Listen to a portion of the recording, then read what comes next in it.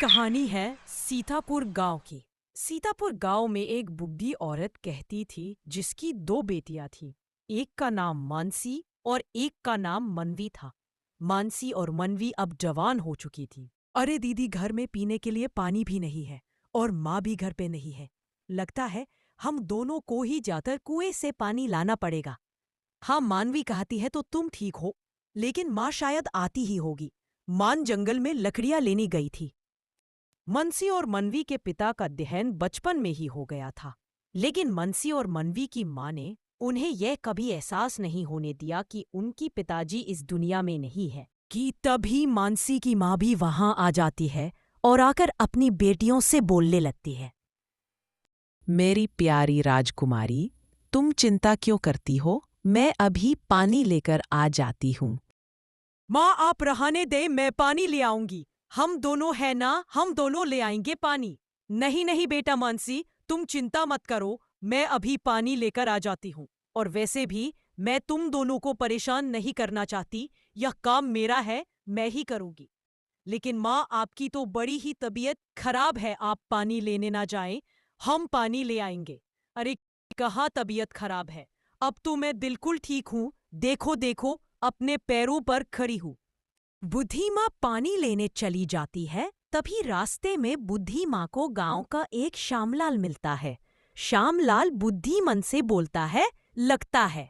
अरे माँ जी, इस उम्र में भी खुद काम कर रही हो। तुम्हारी वह जवान बेटियां कहाँ हैं आखिर? क्या करूं बेटा, जवान बेटियां है, ऐसे बाहर भी तो नहीं घुमा सकती। दोनों बेटियां घर का ही काम कर रही है। कब तक उन्हें घर में ही छुपा कर रखोगी? क्या तुम्हें उनकी शादी नहीं करनी? वैसे भी अब तो उनकी बड़ी ही उम्र हो गई है। अब उन बुढ़ियों से कौन शादी करेगा? तुम चिंता मत करो बेटा, बड़ी जल्द मेरी बेटियों की शादी अभी हो जाएंगी। इतना बोलकर बुढ़ी माँ चुपचाप पानी लेने चली जाती है। जाकर पानी निकलती है और वापस आते हुए पानी ले आती है।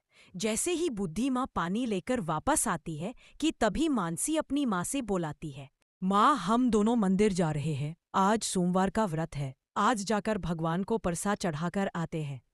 ठीक है बेटा, आते हुए मेरे लिए भी प्रसाद लेते आना और जल्दी ही घर वापस लौट आना। मैं तुम्हारा इंतजार करूंगी। ठीक है माँ, तुम चिंता मत करो, हम आपके लिए भी प्रसाद ले आएंगे।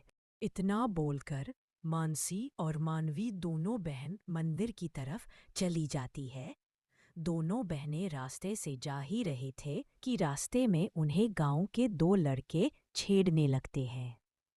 और देख रहे हो भैया, कैसे बेचारी दोनों बहाने गांव में भटक रही है। इनसे कोई शादी करने को ही तैयार नहीं। अरे अरे बाबू भैया, ऐसे क्यों कहते हो? शादी नहीं करेंगे तो क्या हुआ? इन्हें हम अपने रखेल बनाकर तो रख ही सकते हैं ना।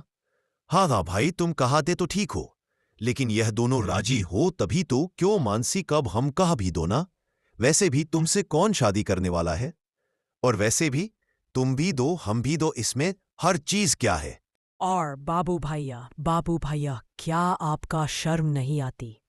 आप दोनों पहले ही शादीशुदा है और फिर भी गांव की बहू बेटियों को छेड़ते हैं।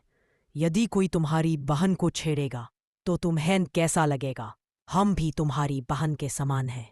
और मानसी, लगता है तुम तो बुरा मन गई। और वैसे भी तुम बहा के समान ही तो हो। पहा तो नहीं, हम तो तुम्हारे भले का ही सोच रहे थे। हमारे साथ रहोगी तो ऐश करोगी। और वैसे भी ना तो तुम्हारे पिता हैं ना कोई भाई तो है, इसलिए विवाह तो तुम्हारा होने से रहा। इस जन्म में तो विवाह के बारे में सोचना छोड़ दो। लगता है तुम दोनों ऐसे नहीं मनोगे। अभी सारे गांव को शोर मचाकर इकट्ठा कर लूंगी, तब देखना तुम दोनों को कैसे मार पड़ाती है। मैं कहती हूँ, हटो हमारे रास्ते से। इतना सुनकर बाबू और श्याम वहां से जान बचाकर भागने लगते हैं। उन दोनों को ज्यादा देख मनसी और मनवी भी वहां से चली जाती है।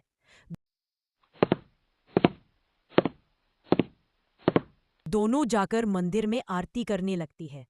पूजा करने के बाद दोनों वाहन वापस अपने घर की तरफ आ जाते हैं।